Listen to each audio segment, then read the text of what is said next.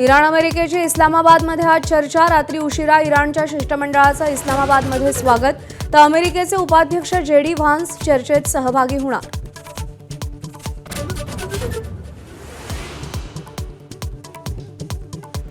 इस्लामाबादमधल्या चर्चेआधी राष्ट्राध्यक्ष Donald Trump यांची इराणला पुन्हा धमकी। केवळ या चर्चेसाठी इराणचं अस्तित्व उरलं, कोणत्याही परिस्थितीत होर्मुझ सुरू करावं लागेल, ट्रम्प यांचा इशारा।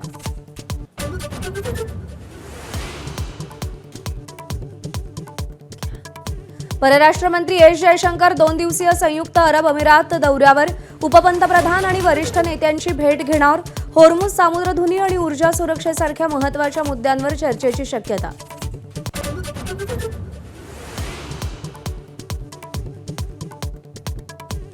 अशोक खरात आणि पत्नी कल्पना खरातची 3 बँक खाती ईडीकडून सील। सूत्रांची माहिती, ईडी आणि आयकर विभागाची भीती दाखवून फसवणूक केल्याची शक्यता। मनी लॉन्ड्रिंग प्रकरणी ईडीकडून गुन्हा दाखल करण्यात आलाय। अतिरिक्त मुख्य सचिव मनीषा म्हैसकरांचा महायुती सरकारवर गंभीर आरोप। माझा विभाग चालवायला महिला नको असं सांगत मला डावललं। म्हैसकरांचा महिला अधिकाऱ्यांच्या मराठी साहित्य संमेलनात गौप्यस्फोट। नाशिकमधील नामांकित आयटी कंपनीतल्या पीडित मुलींना धार्मिक कट्टरतावादी विचारांकडे खेचल्याची धक्कादायक माहिती। धर्मांतर लैंगिक शोषणाची इनसाइड स्टोरी हाती। 5 आरोपींना न्यायालयीन कोठडी। राजस्थान रॉयल्सचा रॉयल चॅलेंजर्स बंगळुरूवरती विजय। वैभव सूर्यवंशीची पुन्हा 26 चेंडूत 78 धावांची स्फोटक खेळी। आरसीबीला 90, राजस्थानचा सलग 4था विजय।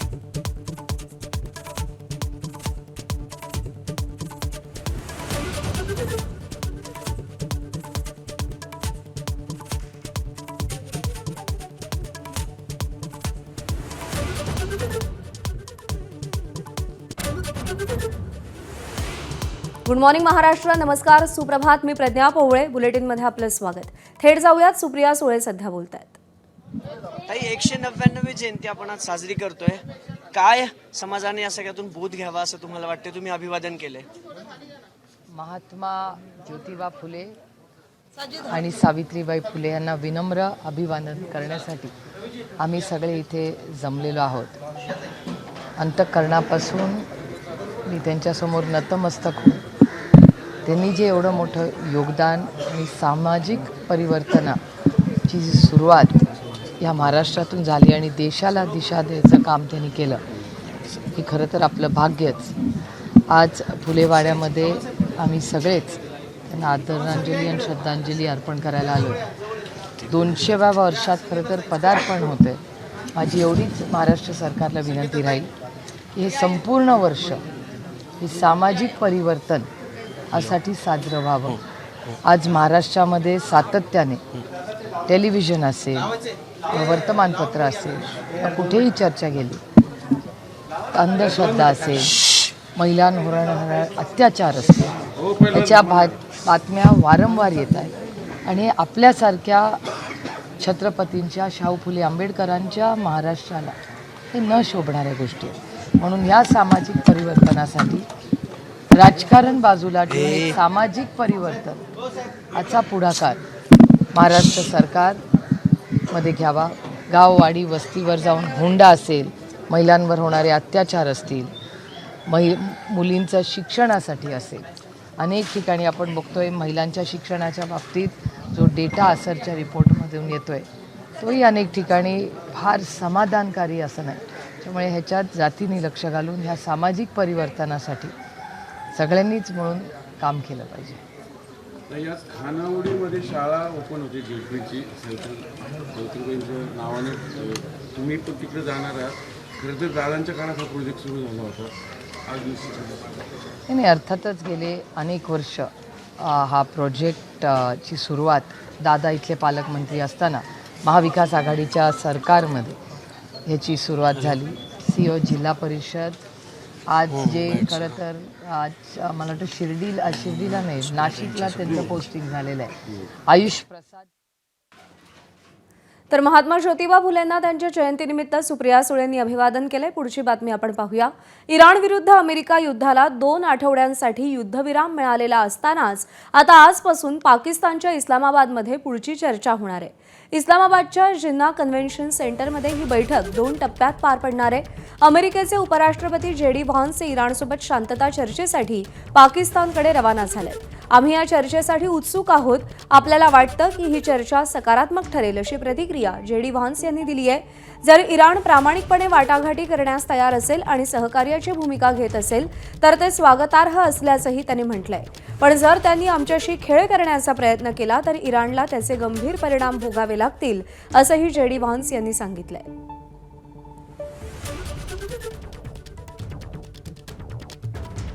तर युद्धविरामासंदर्भात आता इराण आणि अमेरिकेमध्ये आज पहिल्यांदाच चर्चा होणार आहे. 2 आठवड्यांचा युद्धविराम घोषित करण्यात आला आणि त्यानंतर पाकिस्तानच्या मध्यस्थीनं इस्लामाबादमध्ये या 2 देशांमध्ये चर्चा होणार आहे. JD व्हान्स हे या चर्चेसाठी पाकिस्तानच्या दिशेनं रवाना झालेले आहेत.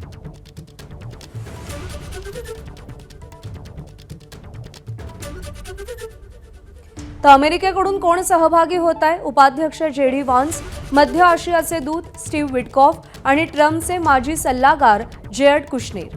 इराणकडून सहभागी होत आहेत परराष्ट्र मंत्री अब्बास अराघची आणि संसदेचे अध्यक्ष मोहम्मद बागेर घलिबाफ.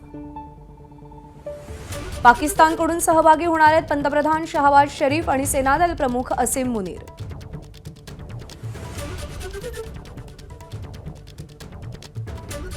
पाकिस्ताननं आज होणाऱ्या शांतता बैठकीचा अधिकृत लोगो जारी केलाय. या लोगोमध्ये इस्लामाबाद टॉक्स असा ठळक उल्लेख असून शांततेचं प्रतीक कबूतर आणि इस्लामाबादमधील फैझल मशिदीच्या चित्राचाही समावेश आहे. या माध्यमातून पाकिस्तान आंतरराष्ट्रीय स्तरावर आपली प्रतिमा सुधारण्याचा प्रयत्न करतोय. मात्र या बैठकीत प्रत्यक्षात शांततेच्या दिशेनं ठोस पावलं उचलली जातात का याकडे सगळ्यांचं लक्ष लागलंय.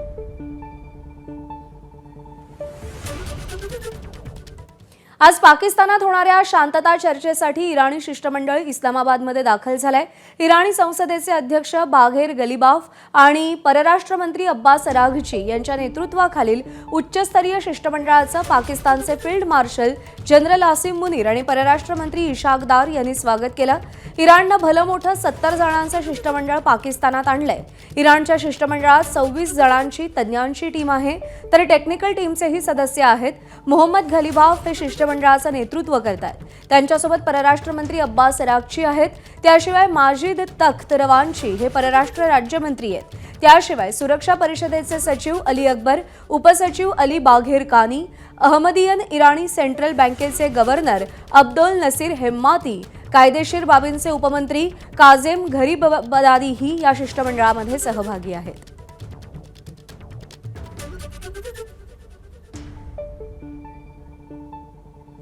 इराणी शिष्टमंडळाचं विमान पाकिस्तानी हवाई हद्दीत शिरताच पाकिस्तानी हवाई दलानं त्याला एस्कॉर्ट केलंय. तर इस्लामाबाद विमानतळावरती इराणी शिष्टमंडळाच्या स्वागतासाठी रेड कार्पेट देखील अंथरलं गेलं होतं.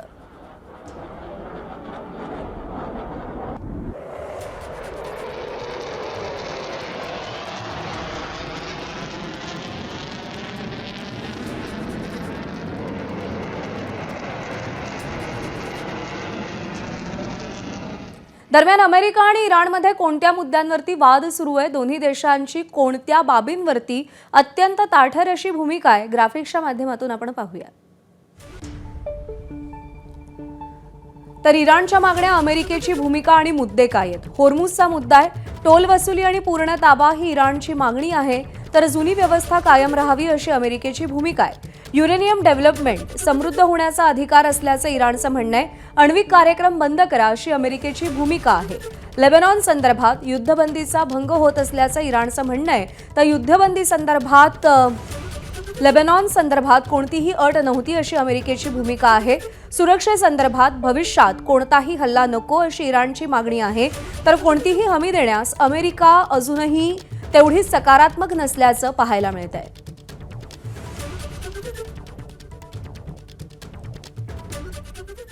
दरम्यान पाकिस्तानच्या मध्यस्थीनं अमेरिका आणि इराणमध्ये शांती चर्चा सुरू असली तरी इस्रायलनं पाकिस्तानच्या भूमिकेवरती संशय व्यक्त केलाय.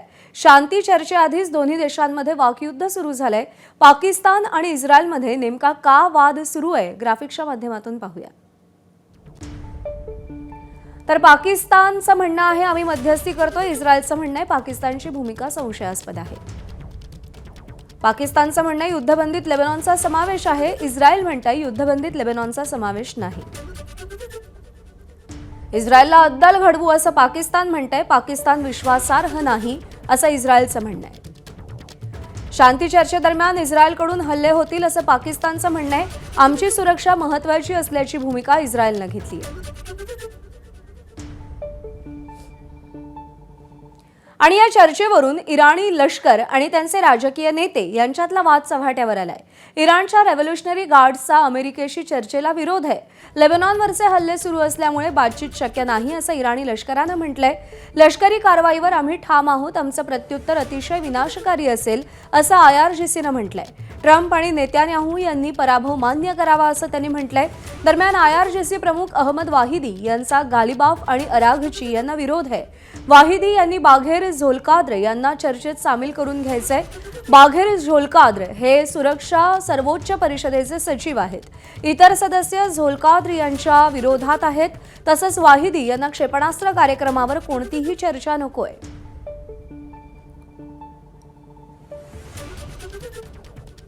इराणबाबत अमेरिकेचे अध्यक्ष डोनाल्ड ट्रम्प यांनी मोठं वक्तव्य केलंय.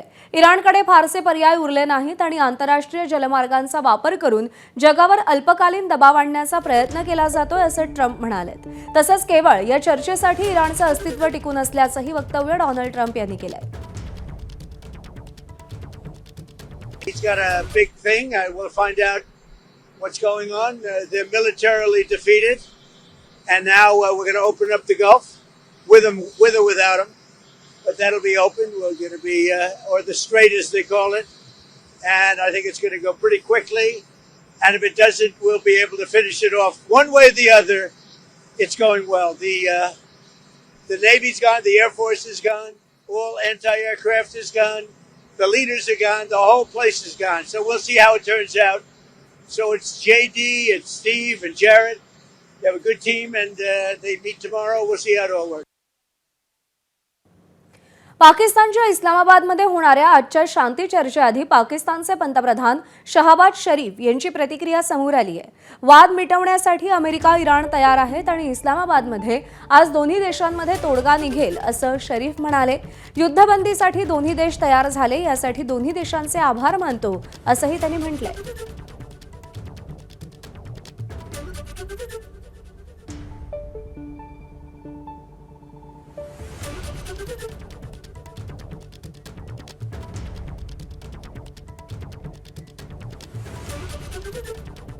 तर शांती चर्चेआधी हे वक्तव्य समोर आलंय. अमेरिका, इराण वाद मिटवण्यासाठी तयार आहेत असं शहबाज शरीफ म्हणालेले आहेत. अमेरिका इराणमधील वादावर तोडगा निघेल असा विश्वास देखील त्यांनी व्यक्त केलाय. पाकिस्तान सकारात्मक चर्चा घडवण्याचा प्रयत्न करेल असं देखील शहबाज शरीफ म्हणालेले आहेत. या सगळ्या शांती चर्चेच्या माध्यमातून पाकिस्तान आंतरराष्ट्रीय स्तरावरती स्वतःची प्रतिमा उंचावण्याचा प्रयत्न करताना आपल्याला पाहायला मिळतोय. अमेरिकेचं शिष्टमंडळ, इराणचं शिष्टमंडळ पाकिस्तानमध्ये पोहोचलेलं आहे आणि त्यानंतर आज अत्यंत महत्त्वाच्या अशा विषयावरती चर्चा होणार आहे. दोनों ममालिक की लीडरशिप इस्लामाबाद इंशाअल्लाह मौजूद होगी और पाकिस्तानी क़यादत इन मुज़ाकरात को कामयाब कराने के लिए अपनी हद्दुल मक़दूर कोशिश खलूस के साथ करेगी. मुज़ाकरात के ज़रिए उलझे हुए मसाइल को हल करने का है और ये मरला जिसको अंग्रेज़ी में कहते हैं मेक और ब्रेक के मतवाजी है. दरम्यान आजपासून सुरू होणारी ही चर्चा यशस्वी झाली तर काय होईल आणि चर्चा निष्फळ ठरली तर काय होईल याचाही आढावा घेऊया ग्राफिक्सच्या माध्यमातून. युद्धविराम राहील, शांतता प्रस्थापित होण्याची आशा आहे जर चर्चा यशस्वी झाली तर. पश्चिम आशियात तणावपूर्ण शांतता राहील, संशयाचं वातावरण मात्र कायम राहील. तेलाच्या किमती स्थिर राहतील. पाकिस्तानचा आंतरराष्ट्रीय राजकारणातला भाव काहीसा वधारेल. चर्चा अयशस्वी झाली तर पुढे काय होईल? पुन्हा युद्धाला तोंड फुटेल. युद्धाचा आवाका वाढेल अशी ही भीती आहे. तेलाच्या किमती आणि अर्थव्यवस्थेचं प्रचंड नुकसान होईल. पाकिस्तानची कमालीची फजिती होईल. अमेरिका इराण यांच्यातल्या चर्चेच्या पार्श्वभूमीवर इस्लामाबादमध्ये लॉकडाऊनसारखी परिस्थिती आहे. सुमारे 10,000 सुरक्षा कर्मचारी तैनात करण्यात आले असून बहुस्तरीय सुरक्षा व्यवस्था उभारण्यात आली आहे. शाळा, सरकारी आणि खासगी कार्यालयं आज बंद राहणार आहेत. रेड झोनसारखे सरकारी परिसर पूर्णतः सील करण्यात आलेले आहेत.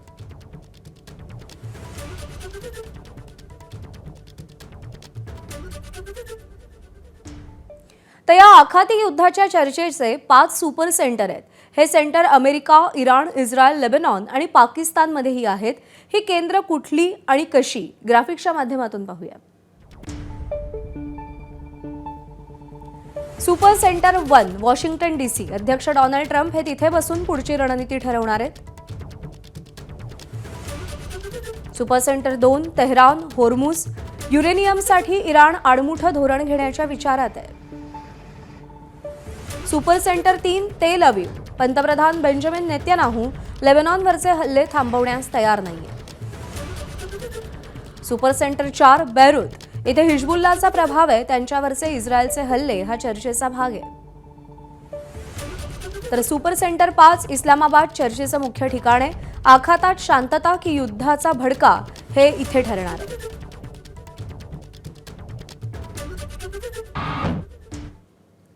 आखाती युद्धाच्या चर्चेच्या आधी इराणच्या संसदेचे अध्यक्ष मोहम्मद बाघेर गालिबाफ यांनी मिनाब शाळेवरच्या हल्ल्यात मरण पावलेल्या विद्यार्थ्यांचे फोटो पोस्ट केलेत.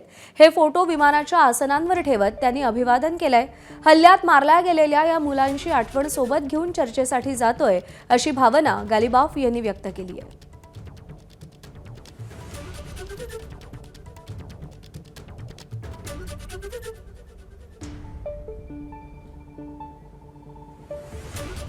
गालिबाफ यांचं इस्लामाबादमधून एक मोठं वक्तव्य समोर आलंय. इराणची इच्छा सकारात्मक, पण अमेरिकेकडून तशी अपेक्षा नाही असं गालिबाफ यांनी म्हटलंय. अमेरिकेशी आधीच्या चर्चांचा अनुभव चांगला नाही असं त्यांनी वक्तव्य केलंय. इराणची इच्छा सकारात्मक आहे, पण अमेरिकेकडून तशी अपेक्षा नसल्याचं गालिबाफ यांनी म्हटलेलं आहे.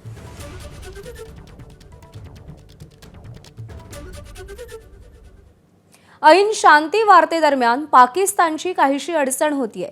सौदी अरेबियाच्या अर्थमंत्र्यांकडून पाकिस्तानला दिलेल्या कर्जाची आठवण करून दिली गेली आहे. सौदी अरेबियाचे अर्थमंत्री अब्दुल्ला अल जादान पाकिस्तानात आहेत. जादान यांनी पंतप्रधान शहबाज शरीफ आणि मुनीर यांच्याकडे कर्जाचा विषय काढलेला आहे.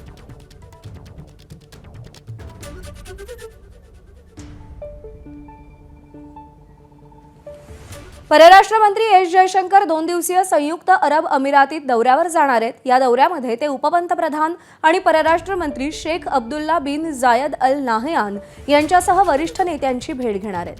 अमेरिका, इस्रायल, इराण दरम्यान झालेल्या तात्पुरत्या युद्धविरामाच्या पार्श्वभूमीवर हा दौरा होत असून होर्मुझ सामुद्रधुनी आणि ऊर्जा सुरक्षेसारख्या महत्त्वाच्या मुद्द्यांवरती इथे चर्चा होण्याची शक्यता आहे.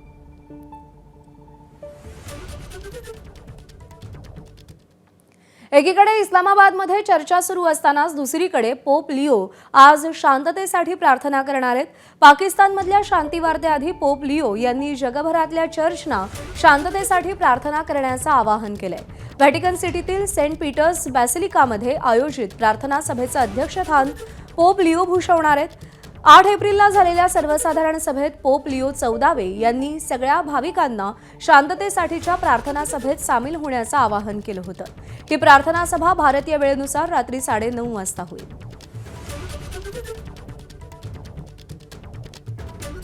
आखाती देशात सुरू असलेल्या संघर्षाच्या पार्श्वभूमीवर अमेरिकेनं काही देशांना रशियाकडून तेल खरेदी करण्याची परवानगी दिली.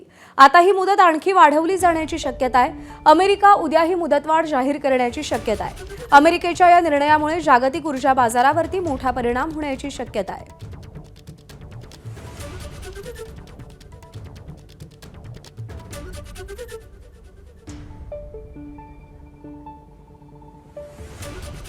आणि यानंतर राज्याच्या राजकीय वर्तुळातून काही बातम्यांचा आढावा. बातमी बारामतीतून आहे. बारामतीच्या पोटनिवडणुकीसाठी 23 एप्रिलला मतदान होणार आहे. निवडणुकीत प्रमुख उमेदवार सुनेत्रा पवार 12 एप्रिलला प्रचाराचा नारळ फोडणार आहेत. सुनेत्रा पवारांच्या बिनविरोध निवडणुकीसाठी धावाधाव करणाऱ्या सुप्रिया सुळेंनी आता प्रचारासाठीही हात पुढे केलाय. नाती खूप महत्त्वाची असतात, प्रचाराला बोलवल्या जाणार असे संकेत स्वतः सुप्रिया सुळेंनी दिलेत. तसंच निवडणूक बिनविरोध का नाही होऊ शकली हे त्यांच्या पक्षालाच विचारा अशी सावध भूमिकाही सुप्रियांनी घेतली आहे. उपमुख्यमंत्री अजित पवारांच्या अपघाती निधनानंतर रिक्त झालेल्या जागेसाठी बारामतीमध्ये पोटनिवडणूक होतीये.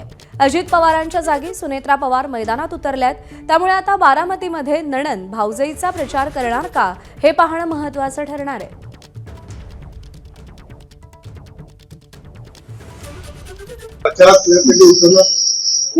तुम्ही त्या पक्षातून आमंत्रण देताय का? म्हणजे तुमचं काम जे काय आहे ते केलेलं आहे. नाही, हे बघा, रिश्ते तर मायने रखते आहे, पण त्या पक्षाने तर विचारू दे. तुम्ही त्यांच्या बाजूने विचारत असाल तर माझ्याकडे उत्तर आहे. कुटुंब म्हणून तर पवार कुटुंब असेल किंवा महाराष्ट्रातलं आपण सगळेच कुटुंब आहोत. राजकारण होत राहतं, वैयक्तिक संबंध. मी नेहमी माझ्या भाषणात नेहमी सांगते, रिश्ते ही मायने रखते. सत्ता, पैसा, राजकारण हे तर चालूच राहतं, पण शेवटी माणसाच्या आयुष्यात त्याच्या अतिसुखात आणि अतिदुःखात माणसंच लागतं. बारामती आणि राहुरी पोटनिवडणुकीसाठी स्टार प्रचारकांची यादी जाहीर करण्यात आली. पवारांवर विखारी टीका करणाऱ्या गोपीचंद पडळकरांचं नाव स्टार प्रचारकांच्या यादीत असल्यानं चर्चांना उधाण आलंय. गोपीचंद पडळकर सुनेत्रा पवारांचा प्रचार करणार आहेत. दरम्यान पक्षाच्या सूचनेप्रमाणे काम करणार असल्याचं पडळकरांनी सांगितलंय.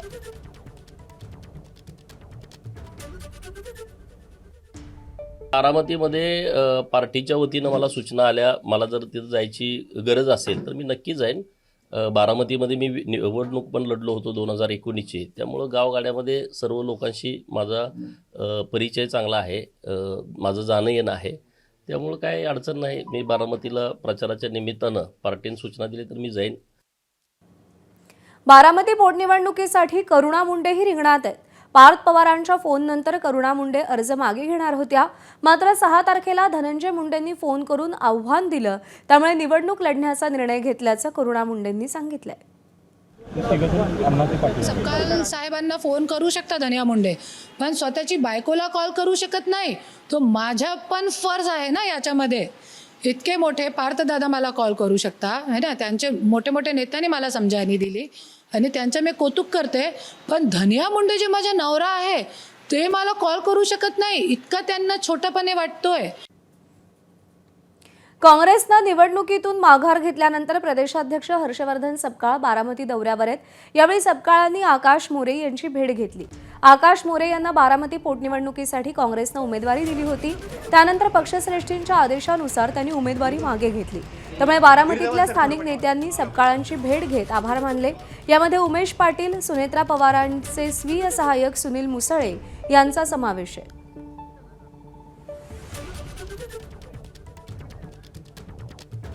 काँग्रेस तगून नव्हे या ठिकाणी अत्यंत कर्मठ भूमिकेतून तिथे उभी आहे.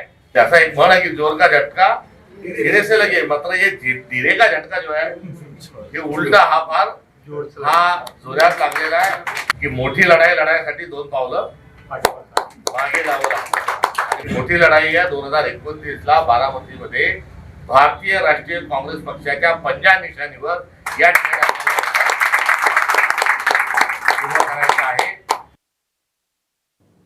आणि यानंतर बुलेटिनमध्ये काही महत्त्वाच्या बातम्यांचे सविस्तर अपडेट्स. राहुरी विधानसभा पोटनिवडणुकीची रणधुमाळी सुरू आहे. भाजपचे अक्षय कर्डिले आणि शरद पवारांच्या राष्ट्रवादीचे उमेदवार गोविंद मुकाटे यांच्यात प्रमुख लढत होतीये. गोविंद मुकाटेंनी विजयाचा विश्वास व्यक्त केलाय. त्यांच्याशी बातचीत केली आमच्या प्रतिनिधींनी. रावरी विधानसभा मतदारसंघातील पोटनिवडणुकीची रणधुमाळी सुरू झालेली आहे आणि आता प्रचार जो आहे तर तो सुरू होणार आहे. आपल्यासोबत बोलण्यासाठी राष्ट्रवादी शरदचंद्र पवार पक्षाचे उमेदवार गोविंद मुकटे आहेत, त्यांच्याशी बोलणार आहोत. कुठले मुद्दे घेऊन आपण निवडणुकीला सामोरे जाणार आहात? प्रथम तर खऱ्या अर्थाने मी पवार साहेबांचा खंदे कार्यकर्ता आहे आणि कट्टर कार्यकर्ता असल्यामुळे प्राजक्तदादांनी उमेदवारी काही केली आम्हाला माहीत नाही.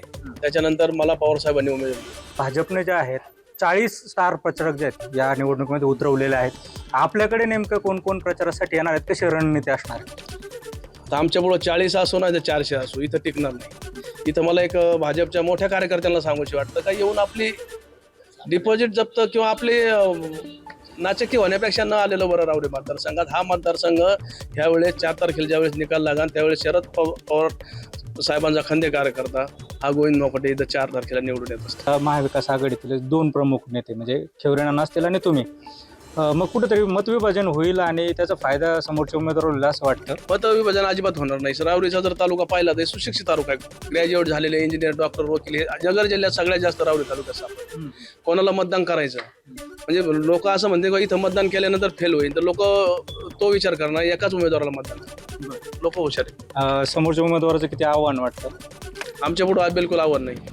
उमेदवार काहीच नाही, कर्तृत्व नाही ना. असं गेले 10-15 वर्ष त्यांचे वडील आमदार होते, असं एकही ठाम काम नाही का आज त्या कामाकडे रावरी तालुका पाहतो. कारखान्याचं वाटोळं करण्यात त्यांचा सगळ्यात मोठा सहभाग आहे. कॅमेरा पर्सन गोविंदसह सुनील बोंगळ, एबीपी माझा, राहुरी, अहिल्यानगर. बोरिवली पश्चिम येथील नाले साफसफाईमध्ये कथित गैरप्रकार उघडकीस आलाय. रात्री नाल्यामध्ये दगड माती टाकून दिवसा तोच गाळ म्हणून काढल्याचे दाखवलं जात असल्याचं निदर्शनास आलंय. त्यामुळे बीएमसीकडून साफसफाईच्या नावाखाली पैसे उकळले जात असल्याचा आरोप केला जातोय. या संदर्भात संजय उपाध्याय यांनी आर मध्य विभागाच्या सहाय्यक आयुक्तांकडे तक्रार नोंदवली आहे. दोष सिद्ध झाल्यास कंत्राटदाराला काळ्या यादीत टाकलं जाणार असल्याचं अतिरिक्त आयुक्तांचं म्हणणं आहे. गोराई रोडवरच्या घटनेचा व्हिडिओ समोर आला असून कंत्राटदारावर गुन्हा दाखल करण्याची स्थानिक नागरिकांची मागणी आहे. सोने दरवाढीचा परिणाम तुळजाभवानी देवीच्या दानपेटीवर झाल्याचं समोर येत आहे. देवीच्या दानपेटीत सोनं स्वरूपातील दान कमी झालं असून गेल्या वर्षीच्या तुलनेत 7 किलो सोन्याची घट झाली आहे. गेल्या वर्षी देवीला दान स्वरूपात 17 किलोहून अधिक सोनं अर्पण झालं होतं. मात्र यावर्षी 10 किलो 788 ग्रॅम सोनं अर्पण झालं असून 7 किलोची घट समोर आली आहे. दुसरीकडे रोख स्वरूपातील दान मात्र 5 कोटींनी वाढल्याची माहिती आहे. गेल्या काही वर्षात सोनं स्वरूपात दान सातत्यानं कमी होत असून सोनं दरवाढीचा त्यावरती फटका असल्याचं दिसून येत आहे. छत्रपती संभाजीनगर शहरामध्ये फटाक्यांसारख्या आवाजाचे सायलेन्सर असलेल्या 1025 दुचाकींवरती पोलिसांनी कारवाई केली होती. बुलेटचे 705 सायलेन्सर पोलिसांनी जप्त केले होते. हे सायलेन्सर शहर पोलिसांनी रोड रोलर खाली चिरडून नष्ट केले. पोलिसांनी केवळ वाहनधारकांवर कारवाई त्यांच्याकडून केली जाते, मात्र विक्रेते सायलेन्सरची विक्री करतायत त्याची दखल वाहतूक विभागानं आता केवळ दुचाकीस्वारांवरच नाही तर हे सायलेन्सर विकणाऱ्या दुकानदारांवरही कारवाई करणार असल्याचं स्पष्ट केलं. एबीपी माझा, उघडा डोळे बघा नीट.